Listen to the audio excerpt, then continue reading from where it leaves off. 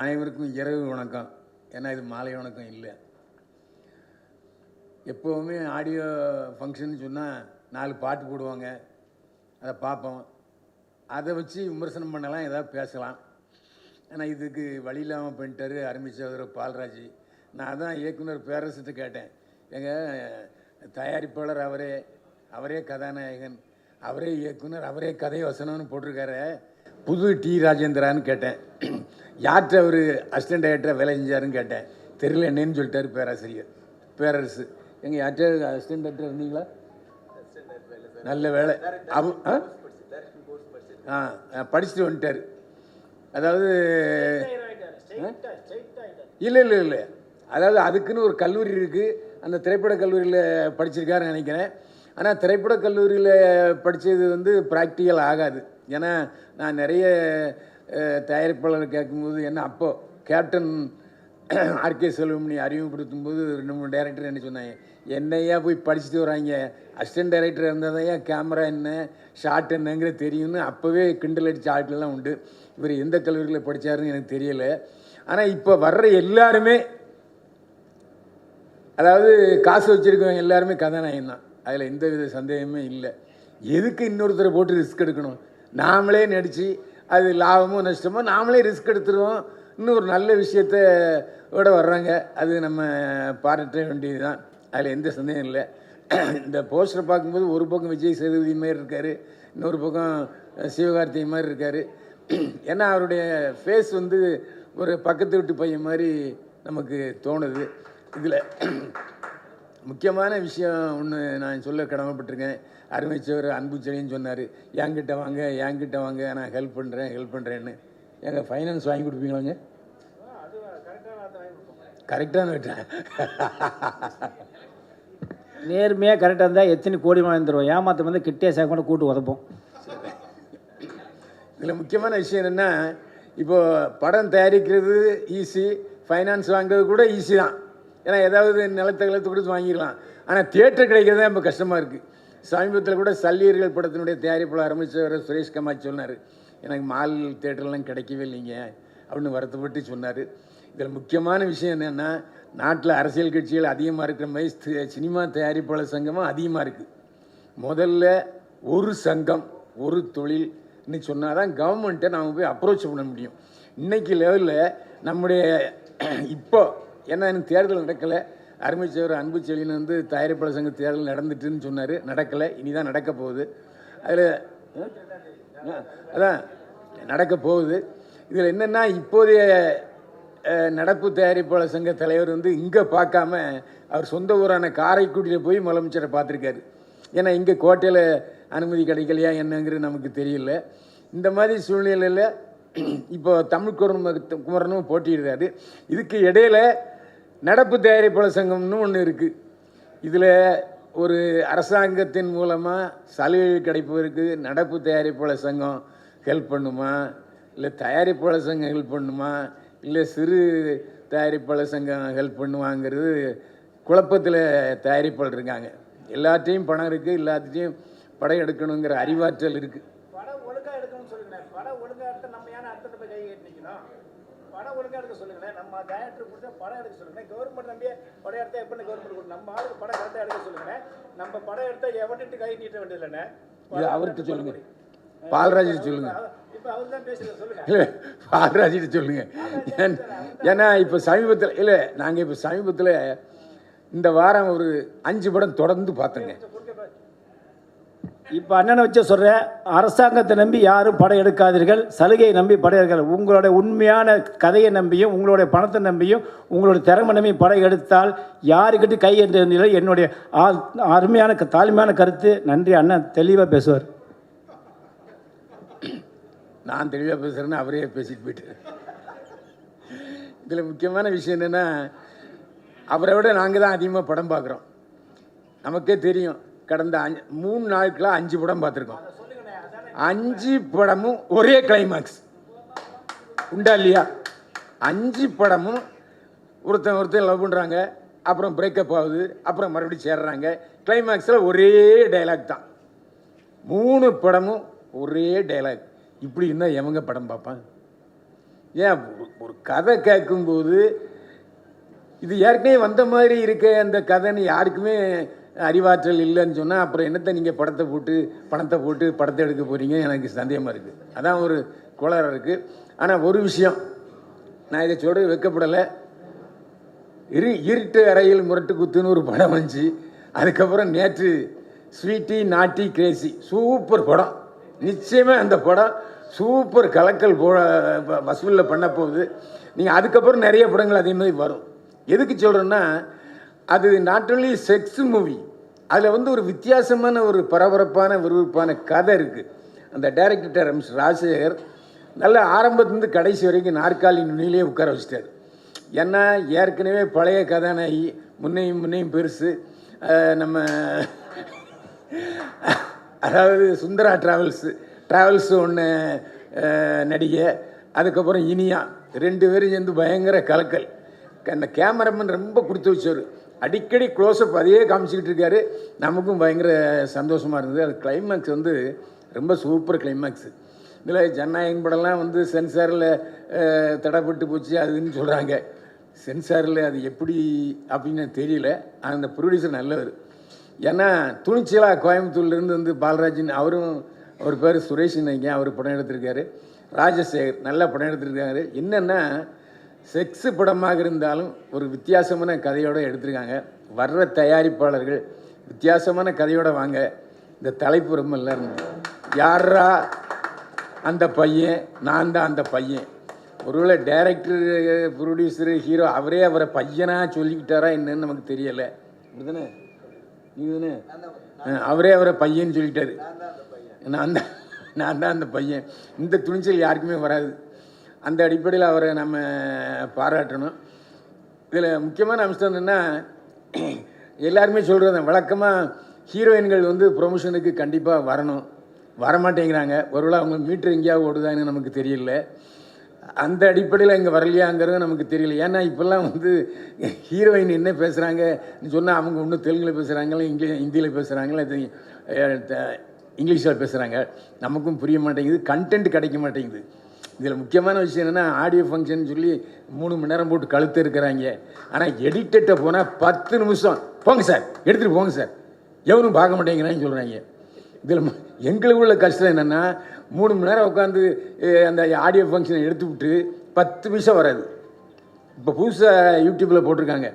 நீங்கள் ஏற்கனவே முதல்ல 5 பேர் போடுற அந்த கண்டென்ட்டுக்கு தான் காசு, மீதி எதுக்குமே காசு கிடையாது. அப்போ போட்டு என்ன பிரயோஜனம்? ஸோ நாங்களும் இதில் பாதிக்கப்பட்டிருக்கோம். அதனால் புதுசாக நாங்கள் கண்டென்ட் வந்ததுன்னா தான் எங்களுக்கு வந்து வருமானம். இப்போ தேவையில்லாமல் என்னையும் போட்டு நான் பேசலாம் போட்டு தம்ப்நெயில் போடுறது என்னுடைய சகோதரர்கள் தான். நான் என்ன செய்ய முடியும்? சரி, அவங்களுக்கு சந்தோஷமாக இருந்தால் எனக்கு சந்தோஷமாக இருக்குன்ட்டு நான் விட்டுட்டு போயிடுறதான். எதுக்குன்னா எப்படி தயாரிப்பாளர்கள் பாதிக்கப்படுகிறார்களோ அதே போல் நாங்கள் மீடியாக்காரங்களும் பாதிக்கப்படுறோம். இதில் முக்கியமான விஷயம் என்னென்னா நான் போலீஸ் அதிகாரியாக இருந்திருக்கேன். போலீஸ் அதிகாரியும் வீட்டில் ஒழுங்காக சாப்பிட முடியாது, ஒரு நல்லது கெட்டதுக்கு போக முடியாது. அதே மாதிரி இந்த மீடியாக்காரங்களும் நல்லது கெட்டதுக்கு போக முடியாது. ஏன்னா எந்த சமயத்தை பாருங்கள், 5 மணிக்கு ஆரம்பித்து 7 மணி முடிஞ்சிருன்னு சொன்னால் வந்துட்டு இன்னைக்கு இப்போ மணி பாருங்கள். வீட்டுக்கு போனாச்சுன்னா எத்தனை மணிக்கு வரேன்னு சொன்னேன். வீட்டில் ஒரே பாட்டு. ஆக நமக்கு அங்கே ஒரு இடி இங்கே ஒரு இடி. ஆஃபீஸுக்கு போனால் என்னையே நியூஸ் எடுத்து வந்திருக்க, கண்டென்ட்டே இல்லை, நானே கண்டென்ட் கொடுக்க முடியும் இப்படி. ஆக நாம் எப்படி தயாரிப்பாளர்கள் சிக்கலில் இருக்கிறார்களோ அதே போல் மீடியாக்காரங்களும் நாங்களும் சிக்கலில் தான் இருக்கோம். ஏன்னா எத்தனை யூடியூப்பு இனிமேல் அடுத்தாப்போ வரப்போகுது, இருக்கிற மூட போகிறாங்களேங்கிற பயத்துலேயும் தான் நாங்களும் இருக்கிறோம். இருந்தாலும் யாரா அந்த பையன், நான் தான் அந்த பையன் வெற்றி பெறுவதற்கு தம்பி பாலராஜை வாழ்த்துகிறேன். ஏன்னா இந்த மாதிரி ப்ரொடியூசர்கள் வர்றதுனால தான் ஒரு 10-15 பேர், அது கிட்டத்தட்ட ஒரு 500-600 பேர் பொழைச்சிக்கிட்டு இருக்காங்க. ஏன்னா சினிமா இன்றைக்கி சொன்ன மாதிரி அன்புச்சிலையும் அடிக்கடி சொல்கிற மாதிரி புதிய தயாரிப்பாளர்களை நம்பித்தான் சினிமா இருக்கிறது. ஏன்னா பெரிய நடிகர்கள் பூரா வெளிநாட்டுக்கு போயிடுறாங்க, இல்லை வெளிய மாநிலத்துக்கு போயிடுறாங்க, இங்கே ஷூட்டிங் எடுக்கிறதே இல்லை. இந்த மாதிரி புதிய தயாரிப்பாளர்கள் தான் இப்போதைய சினிமாவை வாழ வைத்து கொண்டிருக்கிறார்கள். மேலும் தொடர்ந்து பல தயாரிப்பாளர் வர வேண்டும். வாழ்க வளமுடன். நன்றி, வணக்கம். அனைவருக்கும் வணக்கம். இருட்டு அறைகள் முரட்டு கூத்து, என்ன பரவாயில்ல சார் இது ஸ்வீட்டி நாட்டி கிரேசி. இந்த படங்கள்லாம் இளைஞர்களை குறி வச்சு எடுக்கிற படம். இப்போ தான் தெரியுது இது பயில்வான் மாதிரி ஆளுங்க குறி வச்சு எடுக்கிறாங்கன்ட்டு. அவ்வளவு சமீபத்தில் வராங்க இதெல்லாம். அதனால் பயில்வானா ரொம்ப ரசித்து பார்த்துருக்காரு. அந்த இதுலேருந்து இன்னும் ஒரு விடுபடலை. எல்லாருமே மீடியாக்கள் உங்களை சேர்த்துக்கிட்டார் அவர். ஓகே, எனக்கு இப்போ படம் பார்க்கணும் ஒரு ஆசை வந்துருச்சு. பார்த்துருவோம். நான் மட்டும் பண்ண யார் அந்த பையன்? நான் தான் அந்த பையன்.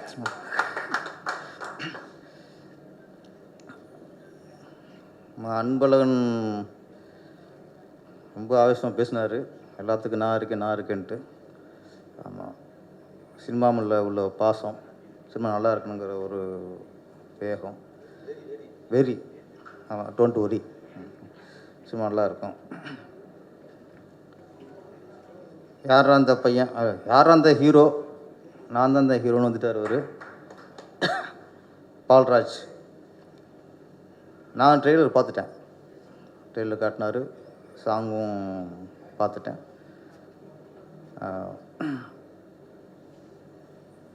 அதான் ஹீரோங்கிறதுக்கு இப்போலாம் இலக்கணம்னா ஒன்று இல்லை. தலக்கணம் இருக்கக்கூடாது, அவருக்கு இலக்கணமும் இருக்கக்கூடாது. அதான்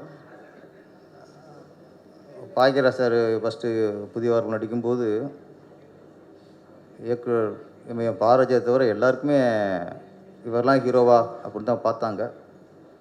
அவர் பின்னால் பெரிய ஹீரோவா திரைக்கமரனா உருவாயிட்டார். ரஜினி சாரும் அப்படி தான். பிகினிங் பார்த்து யார் கருப்பா பரட்டையா அப்படி தான் இந்த மாதிரிலாம் நடிக்க வந்துட்டாங்களான்னு தான் பேசுவாங்க. அப்போது அவர் பெரிய சூப்பர் ஸ்டார் ஆகிட்டார். அது தனுஷ், அது துள்ளுவதோ இளமை. ஃபர்ஸ்ட்லாம் பார்க்கும்போது ஒரு ஹீரோவே தெரியாது. இன்றைக்கி ஒரு பெரிய ஹீரோ. அது மாதிரி ஹீரோக்கு ஒரு அழகாக இருக்கணும், சிவப்பாக இருக்கணும் அப்படிலாம் இல்லை. அந்த கதைக்கு பொருத்தமாக இருக்கணும். ஒரு கதாபாத்திரத்துக்கு யார் கரெக்டாக பொருத்தமாக இருக்காங்களோ அவங்க கதாநாயகன். இந்த படத்துக்கு யார் அந்த பையன்? அந்த பையன். நான் ட்ரெய்லராக பார்க்கும்போது ஓகே, இந்த கதைக்கு இவர் பொருத்தமானவர். அவரே தயாரிப்பாளர், அவரே கதாநாயகன், அவரே இயக்குனர். ஒரு தன்னம்பிக்கையின் வெளிப்பாடு. இந்த கல்யாணம் பேசும்போது பொண்ணு வீட்டில் கேட்பாங்க, என்ன எதிர்பார்க்குறீங்க அப்படின்ட்டு மாப்பிள்ளை வீட்டார்கிட்ட. இப்போ மாப்பிள்ளை சைடில் பொண்ணுக்கு ஒரு 50 பவுன் போடுங்கம்பாங்க. இவங்க அவ்வளோலாம் முடியாது, ஒரு 25 பவுன் தான் போட முடியும் அப்படிம்பாங்க. இப்படி பேசி கடைசியாக மாப்பிள்ளோட கேட்டதில் பாதியை போட்டு தான் கல்யாணம் பண்ணி வைப்பாங்க. இது ஏன் சொல்கிறேன்னா, இந்த யாரா அந்த பையன், அந்த பையனை இந்த மாதிரி ஒரு டேர்ம்ஸ் அண்ட் கண்டிஷன் வருது. ஆனால் அது புதுசாக இருக்குது. அந்த நாட்டு சொன்னார். இதில் மாப்பிள்ளையோடைய நோக்கம், அவர் பொண்ணு வீட்டில் போய் நகை கேட்கல, பணம் கேட்கல, பொருள் கேட்கல. அவர் போட்ட ஒரே கண்டிஷன் சொல்லாமல, நான் 12 பிள்ளையோ பெற்றுவேன், எனக்கு யார் 12 பிள்ளையோ பெற்று கொடுக்குறாங்களோ அவதையும் பொண்டாட்டி அப்படின்ட்டு. இந்த காலம் யார் ஒத்துக்குவா? இப்போ 1 2 பெற்றுக்களே முடிஞ்சு வச்சு கதை. 12 அதெல்லாம் ஒரு காலத்தில் இருந்துச்சு. டஜன் கணக்கில் பெற்று வளர்த்தாங்க. எப்படி பொண்ணு கிடைக்கும்? கடைசியாக ஒரு பொண்ணு பேசுகிறாங்க. இதே மாதிரி தான் 50 பவுன் கேட்கும்போது 25 பவுன் தான் போடுற மாதிரி அந்த பொண்ணு ஓப்பனை சொல்லிடுது, நான் 6 பிள்ளை ஒன்று பெற்று தரேன்றது. ஒத்துக்கிறார். ஓகே, எதுவுமே ஒத்துக்கலை, இதாவது பாதிக்காது வந்திருக்கே அப்படின்ட்டு இருட்டார்கள் முரட்டு குத்து மாதிரி. எத்தனை குத்துன்னு தெரியல. அந்த 6 இல்லாமல் 25 பவுன் போடாமல் வெறும் 5 பவுன் போட்டால் அப்படி இருக்கும். அந்த மாதிரி ஒரு ஏமாற்றம் வந்ததுக்கப்புறம் தான் இந்த பையன் நொந்து சுண்ணாம்பாயி அதுக்கப்புறம் என்ன ஆகிறாங்கிறது தான் இந்த யாரா அந்த பையன், நான் தான் அந்த பையன். ஆனால் அந்த யாரா அந்த பொண்ணு தான் யாருன்னு தெரியல. இந்த பொண்ணை கொஞ்சம் காட்டியிருக்கலாம், 6 புள்ள பார்க்குற பொண்ணை பார்த்துட்டு காட்டியிருக்கலாம். எப்படி வரும்? நீங்கள் 12 புள்ள பார்க்கணும்னா ஷூட்டிங் வந்ததே பெரிய விஷயம், இல்லை ஆடி லிஸ்ட் வருவா. ஆமாம், நிறைய சிறிய படங்கள்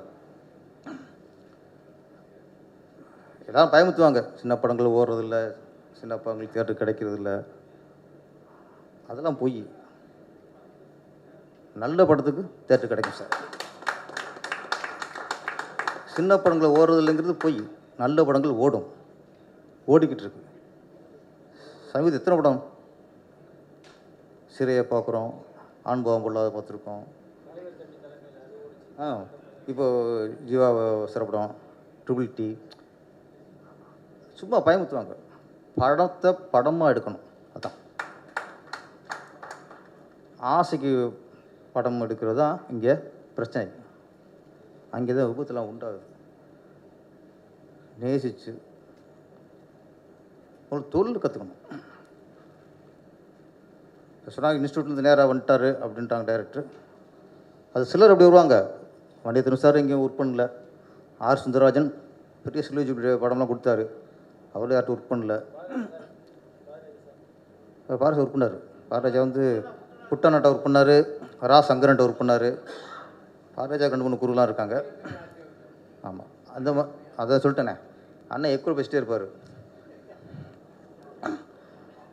அது மாதிரி. ஆனால் ஒரு தொழில் திருதியோ இல்லையா, ஒரு இயக்குனருக்கு உணர்வு தெரியணும், உணர்வுபூர்வமாக ஒரு படம் எடுக்க தெரியணும். நம்ம என்ன ஃபீல் பண்ணுறோமோ அதை மக்களையும் ஃபீல் பண்ண வைக்கணும். நம்ம காமெடியாக ஒன்று எடுத்தால் அவங்க சிரிக்கணும், எமோஷன் எடுத்தால் அவங்களுக்கு எமோஷன் ஆகணும். நம்ம ஒரு ஃபீல் சோகம்னா அவங்க ஃபீல் பண்ணணும். அவன் தான் டைரக்டர். மேக்கிங்கும் அதெல்லாம் இல்லை. நம்ம என்ன நினைக்கிறோமோ அதை ஆடியன்ஸும் ஃபீல் பண்ண வைக்கணும். அது பால்ராஜ் நான் எதிர்பார்க்குறேன். ஏன்னா ட்ரெய்லர் நல்லா ஃபீலிங்காக பண்ணியிருந்தார். அப்புறம் இன்றைக்கி பாருங்கள், சிறிய படங்கள் வர்றதே பெரிய விஷயமா இருக்குது, அதுக்கு தியேட்ரு கிடைக்கிறதும் பெரிய விஷயமா இருக்குது. ஆனால் இன்றைக்கி பாருங்கள், இந்த 13ஆம் தேதி 4 ரீலீஸ் படம். உயிருள்ளவரை உஷா, மின்னலே, காதலர் தினம், இன்னொன்றுனா மௌனம் பேசியது. ஆமாம், அப்போது 4 ரீலீஸ் படத்துக்கு இன்றைக்கி தேட்டரு கிடைக்குது. ஈஸியாக அவங்களுக்கு தேட்டர் கொடுக்குறாங்க. ஆனால் ஸ்ட்ரைட் படத்துக்கு போராட வேண்டியிருக்கு. அப்போ ஏற்கனவே வெற்றி அடைஞ்சு கோடிக்கணக்கில் சம்பாதிச்ச படத்துக்கு திரும்ப நீங்கள் இடம் கொடுக்குறீங்க. ஆனால் இன்றைக்கி கோடிக்கணக்கில் கொட்டி இதில் சம்பாதிக்கணும், இது போட்டோஸ் எடுக்கணும், அதுக்கு நாங்கள் தர மாட்டோம். அதுக்கு இன்றைக்கி இடம் இல்லை. இதெல்லாம் யார் கேட்குறது, யார் பொருள் கொடுக்குறது? ஒரு கட்டமைப்பு வேணும். இயக்குனர் இது தயாரிப்பாளர் சங்கத்தில் ஒரு கட்டமைப்பு வேணும். இப்போ இந்த 13ஆம் தேதி ரீலீஸ் படம், வெற்றி அடைஞ்ச படம், அதுக்கு ஒரு கிரேஸ் இருக்கும். இப்போ சின்ன படங்களில் வருது. இப்போ நாளைக்கு இந்த சார் 10 4 படம் பார்த்துருக்காங்க. மயிலாஞ்சின்னு ஒரு படம், நல்ல படம், நல்ல லவ் ஃபீல். ஆனால் அந்த ரீலீஸ்குள்ள படம் இதுக்கு அந்த இது ஈர்ப்பு இருக்குமா அப்படின்னா ஒரு கேள்விக்குறியாக இருக்குது. அவங்க புலம்புறாங்க, என்ன சார் நாங்கள் போராடி 2 வருஷம் படம் எடுத்துருக்காங்க சார் படத்தை. 2 வருஷம் போராடி பார்த்தா படத்தை முடித்து ரிலீஸ் பண்ண போகிறதுல நேரத்தில் பார்த்தா 4 படம் ரீலீஸ் வரும்போது அவங்க அப்செட். இப்போ அவங்க யார் காப்பாற்றுறது? அவங்களுக்கு யார் குரல் கொடுக்குறது? ஏற்கனவே மங்காத்தா ஓடிச்சு, படையப்பா ஓடிச்சு. இப்போ ஓடுனவங்களே திருப்பி நம்ம தேட்டர் கொடுத்து ஓட வச்சுருக்கும்போது இங்கே வாழ்வரம் பாதிக்கப்படுது. புதுசாக படம் எடுக்கிறவங்க கூட என்ன பண்ணுறதுன்னு தெரில. அப்போ ரீலீஸுங்கிறதுக்கு தனியாக ஒரு லிஸ்ட்டு வைக்கணும். இந்த டேட்டில் நீங்கள் வச்சுங்க. புது படங்கள் இப்போ கரண்டில் படம் எடுத்து புதுசாக ரிலீஸ் பண்ணுற படத்தை டிஸ்டர்ப் பண்ணக்கூடாது. இப்போ 13 படம் ரிலீஸ் ஆகுது, அதில் 4 ரிலீஸ், மற்ற எந்த படமும் ஒன்றும் என்னாருன்னு தெரிய மாட்டேங்குது. ஏன்னா இது பேசும்போது பயம் இருக்குது. சில சூழ்நிலைகள் நம்ம படம் நல்லா இருக்குது, சூப்பராக இருக்குது, எல்லாம் இருக்குது, ஓகே. ரிலீஸ் ஆகிற சூழ்நிலையும் ஒன்று இருக்குல்ல. ஒரு படத்தை வெற்றிக்கு காரணம் ரிலீஸ் ஆகிற சூழ்நிலையும் ஒரு காரணம். படம் என்ன தான் நல்லா இருந்தால் கூட சில சூழ்நிலைகளில் அது கொஞ்சம் மிஸ் ஆயிரும். அந்த சூழ்நிலை நம்மளே உருவாக்குறோம். அவங்களும் பிடிச்சிருதான், ரீலீஸ் பண்ணுறவங்களும் பிடிச்சிருதான், புதுசாக படம் பண்ணுறவங்களும் பிடிச்சிருதான். இந்த ரீலீஸு கொஞ்சம் ஆமாம் விடக்கூடாது. நீங்கள் அதுக்கு தனியாக ஒரு டைம் ஒதுக்குங்க. இல்லை ரீலீஸ் படம் ரிலீஸ் பண்ணுறவங்களும் ரிலீஸ் எப்போ பண்ணாமல் தவிர்க்கணும். ஏன்னா ஓடின படத்தை தான் ரிலீஸ் பண்ண முடியும், இன்னும் ஓடாத படத்தை ரிலீஸ் பண்ண முடியாது. இன்றைக்கி ஊரில் வர உஷானா பெருசாக ஓடின படம் இன்றைக்கி ரிலீஸுங்கும் போது ஆமாம் வந்துடும். இப்போ அமைக்க போதில் அது கொஞ்சம் அதெல்லாம் கொஞ்சம் கவனம் செலுத்தணும். அப்புறம் இந்த அவார்டு சொன்னாங்க தமிழக அரசு, இது எப்படின்னா இந்த வருஷம் 2026 ஒரு படம் ரிலீஸ் ஆகி அது தமிழக அரசு தேர்வு பெற்று அது தமிழக அரசு விருது அறிவித்தா அது எப்போ கிடைக்குது? 2036 கிடைக்கும். இந்த 2026 சிறந்த குழந்தை நட்சத்திரம் அப்படின்னு ஒரு குழந்தைக்கு அவார்டு கிடைக்குது. அது வாங்கும்போது குழந்தையாக இருக்குது, அது குழந்தை குட்டியமாக போய் குழந்தை நட்சத்திரம் சிறந்த குழந்தை நட்சத்திரம் வாங்கும்போது அது குழந்தையில போய் வாங்கும். இதெல்லாம் இட்லி மார்க்க சூடாக இருக்கும்போது இன்றைக்கி படம் ரிலீஸு, இந்த வருஷம் ரிலீஸ்னால் அடுத்த வருஷம் எங்களுக்கு அவார்டை கொடுத்தா தானே அது திருப்பி வாங்க முடியும். நீங்கள் இட்லியை அவிச்சு ஃப்ரிட்ஜில் வச்சு 1 மாதம் குடிச்சிங்கன்னா 1 மாதம் கழிச்சு கொடுத்தா. விருதுங்கிறது ஊக்கப்படுத்துறது, விருதுங்கிறது கலைஞர்களை கௌரவப்படுத்துறது. அந்த விருது அந்த நேரத்தை கொடுக்கணும். சிறந்த கதாநாயகி விருது கொடுக்குறிய அதுக்கு கலைநாயகி வச்சுக்கிறோம். வாங்கும்போது கலைநாயகி 2 குழந்தையோடு இருக்குது. 10 வருஷத்துக்கு அப்புறம் அந்த விருதை வாங்கும்போது யாருக்குமே அந்த சந்தோஷம் இருக்காதுங்க.